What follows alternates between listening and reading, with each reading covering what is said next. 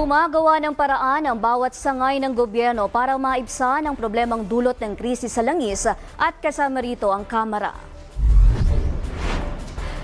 Inilunsad ng House of Representatives ang isang libreng sakay program para sa mga commuter na bumabiyahe mula San Jose del Monte, Bulacan hanggang Welcome Rotonda sa Quezon City bilang bahagi ng pansamantalang tulong sa gitna ng tumataas na presyo ng langis. Tinawag itong biyaheng damayan, libreng sakay mula sa Kongreso. Layunin ng programa na mabawasan ang gastusin ng mga manggagawa, estudyante at iba pang araw-araw na commuter. Ayon sa Kamara, pansamantala ang programa at mananatili habang mataas pa ang presyo ng langis at patuloy na nararamdaman ng publiko ang epekto nito.